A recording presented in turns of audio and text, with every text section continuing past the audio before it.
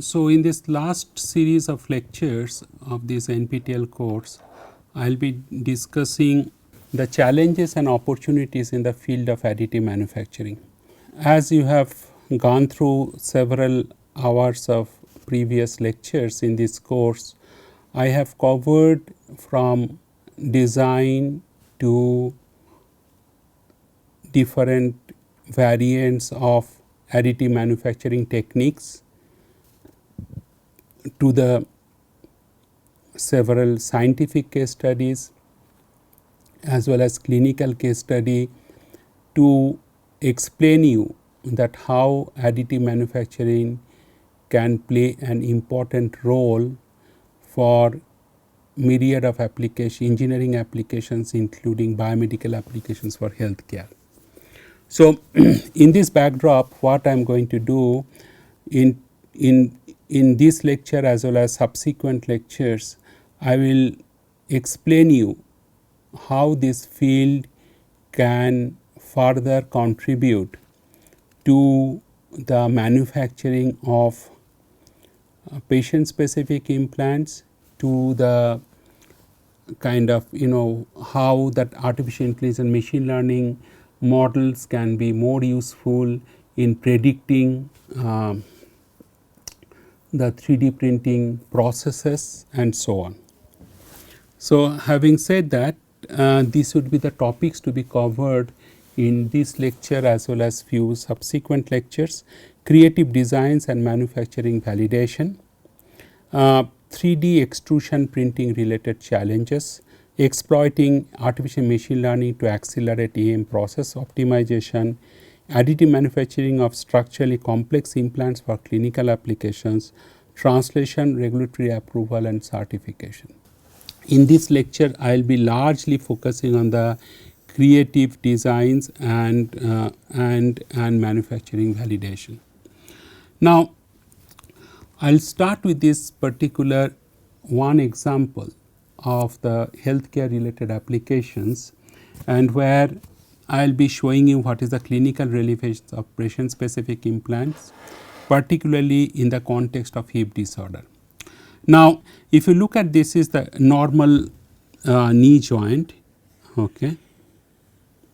This is the normal knee joint. So, you can see this is the region here, it is the synovial fluids, and this is the white part in the top of the knee. You can see this part tibia, this is cartilage. So, this is like fresh cartilage on both the sides. Okay. Now, in the osteoarthritic patients, you might have heard this osteoarthritis, and this is a kind of a common disease. If not in your family, in the neighbor's family or in your extended family, there may be one patient who is suffering from osteoarthritis in many in countries like India and so on. So, what happens in osteoarthritis, this cartilage is thinned down, so leading to the closeness of this to opposing bone, and then if there is a friction here, the patient will feel the pain, and therefore, this normal walking, these two things will be rubbing like against each other, and as a result patient will feel the pain. So, this is one such cases where the patient has to undergo knee surgery. If all the medical standard medical treatment by injecting the cartilage regenerating drugs or some other painkiller that will not remove, and then the gap is very less, then the patient has to undergo knee surgery, and that is very much prevalent in many elderly patients. Now, in other cases like that you have a normal bone structure. So, what you learned from before, it is the cortical bone structure, and this is a cancellous bone structure. Cortical bone is much stronger, solid, cancellous bone is much weaker, and then they have a porous structure. Now, bone with osteoporosis, whenever the whenever patient has osteoporotic bone. That means the bone density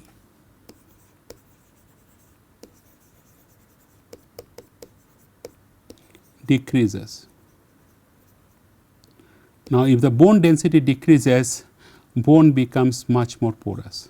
That means it is much weaker, and any increasing in the porosity or decreasing the bone becomes deficient in bone mineral like calcium, apatite. So, while osteoarthritis is characterized by reduced cartilage thickness, osteoporosis essentially is characterized by low bone density and modulus. So, in case of the bone, there is a direct relationship between the bone modulus and then density. So, now the second important thing that I wanted to mention is that there is also gender specificity.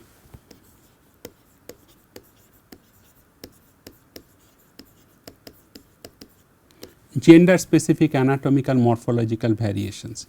You have a male patients and you have female patients. Now, if you just look at this hip, now in that hip you have this in the natural hip I am talking about. So, you have the femur, this part is femur, and then it goes to the acetabulum, and you have a femoral head and there is an acetabulum. So, this color coding essentially shows the left hand part of the things, is it all for male, this part is all for male, and this part is more for, it is all for female. So, what you see here in the case of male patients, male they have a large shaft, high CCD, CCD angle is caput column diaphyseal angle. This is the angle that essentially defines that what is that angular orientation between that femur as well as that acetabulum. So, that angle, and then there is also high offset, and another thing in case of the male patient is a long neck. Female patients typically they have a short neck, there is a thin shaft and then low CCD angle. That is again this particular angle, you can see this is the particular angle, this angle I am talking about, and there is a low offset and higher anteversion. So, females, because of these anatomical morphological variations, females typically experience higher hip forces than males.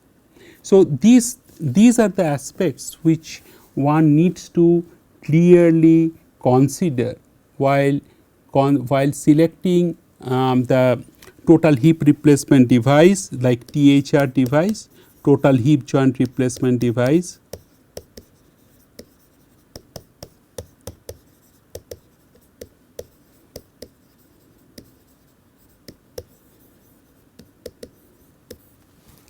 Now, this is the gender specific. Then right hand side, what I am going to explain, that ethnicity specific variation. Ethnicity specific variation means, so if you consider this large femur, I, wherever I have mentioned I for Indians from India, and C is Caucasians population. And in this in a particular work they have mentioned, for example, if you consider that this particular angle E is the neck shaft angle, for Indians it is 131 degree and for Caucasian it is 124 degree. Then D is the canal width at the level of lesser trochanter. So, in Indians it is 34.87 canal width, and this is in millimeter, and in Caucasian it is 29.4 millimeter. So, there is a difference, and this difference is almost of the order of 10 to 15% difference. This neck diameter, that C, this is the C part, neck diameter, this part, neck diameter In Indians is around 28.66, or Caucasian it is 33 millimeter. Femoral head diameter for Indians is 41.77, like 42 millimeter, Caucasian it is 46 millimeter, it is larger size. And femoral head offset is also mentioned. So, it is either 10% or there is a difference between 10 to 15% variations. And these kind of variations in the dimensions essentially tells you that the implants which are good for the Caucasian population patients, those implants are will not anatomically fit into the Indian patients. So, therefore, we need to consider gender, we need to consider ethnicity while selecting this kind of implants for biomedical applications. So, this is more for example in the context of hip disorders. Similar variation exists whether it goes to knee or elbow joints or many other joints. So, essentially the physiological complexity or anatomical morphological variations exist in different bone structure, different joint structure of the Caucasian patients with Indian patients, and among all other different ethnicity. Like if you go to African patients, there again the variation will be very different. Therefore, we are interested in human shape modeling. There is a large variability among human beings, the reasons being due to age, height, sex, ethnicity that I have been mentioning over last 10 minutes or so, and also weight. So, every patient comes with a different weight. So, depending on what is the body weight, all these articulating joints or load bearing joints, they will also experience different kind of stresses, right. So, that is very clear to everybody. Then comes some find an implant design that fits each patient well is indeed very challenging, as bone morphology greatly varies among patients, and besides ethnicity such as pathology also influence the bone morphology. So, I would like to draw your attention to these factors, and I would also like to draw your attention such as pathology also influences the bone morphology. And applications of statistical shape modeling, like to study bone growth and bone remodeling, okay, that is important. Improve prosthesis design, for example, that external devices prosthesis design. Then to understand how bone shapes influence biomechanics and movement, for example, particularly sports medicines. Then disease detection by identifying changes in bone shape. So, for example, in the knee joint area, that what is the disease detection. Then to study variations in bone shape across different populations, for example, that has been shown here. And then designing implants, for example, this is the case for the knee implants. Okay. So, this is like different kind of different kind of applications of statistical shape modeling, and in this statistical shape modeling, what are the most important thing is that essentially it depends on the patient data. So, larger the patient cohort you use in the process of statistical shape modeling, better would be the predictability in terms of the design and in terms of the clinical outcomes that the implants, when implants will be placed in human patients, that it will have. So, how to generate the statistical shape modeling? So, we have the 3D scans like CT or MRI scans that you have seen that we use it for that we use it is the first step in the 3D printing that I have mentioned to you before. Now, you do the segmentation of the 3D scans like CT and MRI scan. Then after segmentation, you import STL into SSM generating softwares, like this is like SSM generating software, you get the inputs. And then surface mesh generation for segmented bone model, then you can essentially generate the surface meshes. You can see that this bone actually you essentially generate that different mesh structures in the bone. Then comes mesh alignment and parametrization. Then comes aligned meshes, and then you do this SSM construction by combining all 3D bone models. You combine all different patients 3D models, and then you do applications either for knee implants here, tibia, fibula, and all these parts of the implants that you can essentially experience. So, this is the overall kind of workflow for generating the statistical shape modeling approach. This is some examples that where statistical shape modeling has been used in the past along with the references. Now, if you see that in one of this paper, Durpaj et al. Essentially considered 120 Caucasian patient CT scan and 112 Asian patient CT scan, which are used for the total knee arthroplasty, and they have technique that they have used is the convergent test and principal component analysis. One of the Indian study which is published in Journal of Orthopedic Surgery, they have considered the 50 CT scan data of human patients. One is the proximal femoral medullary canal, this radiography, CT and calipers. These are like 3 different techniques that they have used for anatomic measurements. In another populations which is studied is Europeans, 72 patients, they have used the distal femur and medullary canal, again the convergence analysis using MATLAB and SSM in Python. European patients 142 femur and 154 tibia, then they have done AMIRA software for semi-automatic segmentation. Now, there is another study, they have used different populations like European, American, African and Eastern Mediterranean, and they have essentially considered the hip joint 80 unique populations, and they have used the radiography and CT scan. European populations 137 patients, they have used the humerus and they have used the materialis mimics, thematic and principal component analysis. Out of that, what we have found out that thematic is the less explored platform which is used in this kind of statistical shape modeling approach. So, here more the size of patient cohort,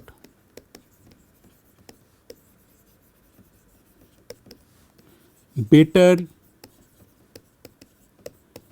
is the predictability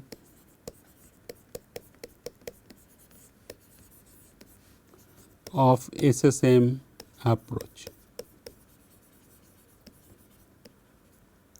So, for example, if you start with 50 patients and if you go to 250 patients, certainly that their statistical predictability would be much higher. That is the point I was trying to make here. Now, what you are going to do in the overview of statistical shape modeling for the designed implants. So, this is a very busy slide. What you have seen, what you see here, that I have told you earlier that there are 3 different parameters. One is the physiological load that the materials, second one is the subject parameters like human patient parameters, bone condition, body weight. Third one is the implant design. And what is the cases? This is kind of abnormal hip anatomy. I told you earlier that there is a difference in terms of ethnicity,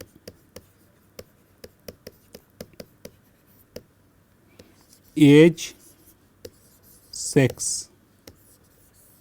These are the parameters which are to be included also here, and there is a difference, and then I have discussed before, then these parameters also will influence physiological anatomical variation, anatomical morphological variation in the articulating joint system. Now, all these particular parameters if you do, then that will give rise to a range of biomechanical responses and so on and so forth. Then you start doing the statistical shape model, right, as I have explained, using different computational platform, and which involves deep learning model here, and there it will be essentially encoding the shape code. It will generate shape code, then nonlinear mapping, stress code and stress discoding. At this point, I would like to remind you that that when we started discussing artificial intelligence and machine learning, one of the things that I have mentioned to you that all these deep learning, machine learning approaches are most useful when there is no direct empirical relationship between independent and dependent variables in a particular study outcomes. Okay. Here you can directly see that all these, you know, the physiological loads will be different, you know, the bone condition, body weight, ethnicity, age, sex will be different for different patients. But how to correlate all these factors with a specific implant design, like how to choose that what would be the correct implant design that a clinician will use to treat abnormal hip anatomy, for example. And in this kind of situation, machine learning or deep learning essentially will play an important role.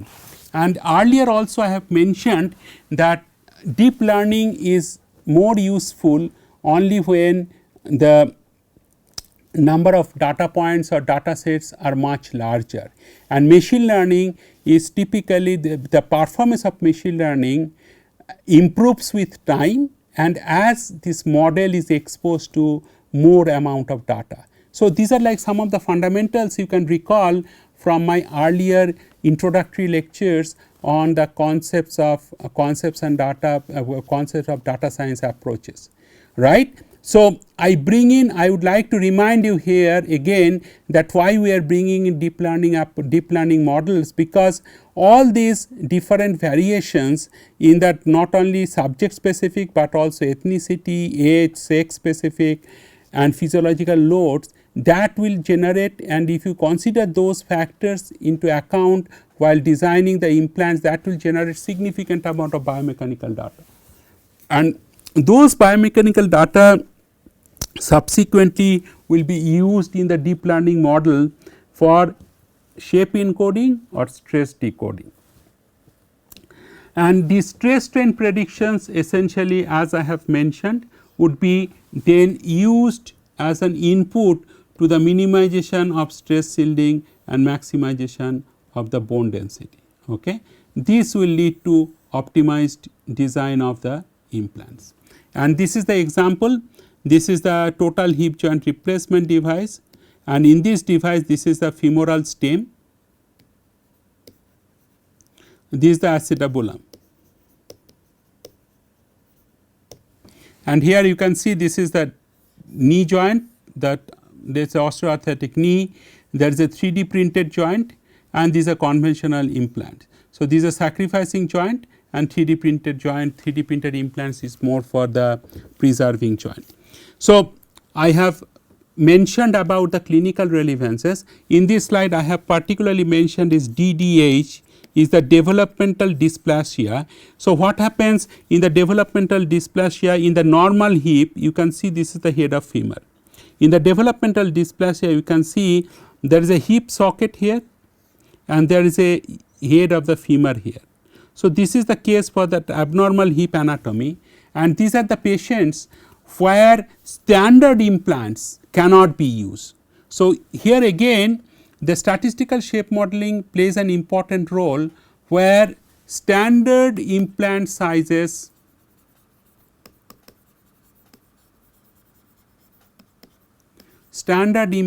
do not work for a patient. So, therefore, we need to essentially develop patient specific implants for the treatment of that specific clinical cases, right. So, remember all the total hip replacement devices or total knee joint replacement devices, they are available in a range of sizes depending on the patient's anatomy, and clinicians are provided with the range of sizes. They select and choose based on that their MRI, CT scan data, and they can see that what kind of implant will go for what kind of cases, right. So, patient cases, and then accordingly they can use it. But in case of the abnormal hip anatomy, in case of the larger hip disorders and so on, where those standard sizes cannot be used, then this is the patient specific implants is the best way. And this actually has lead to the development of a new field in the medicine, what we call personalized medicine. Personalized medicine, the word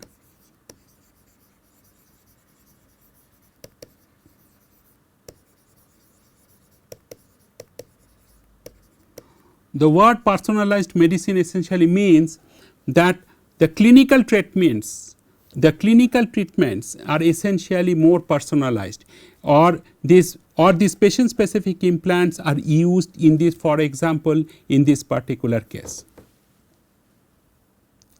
So, these are the two case studies that I can tell you.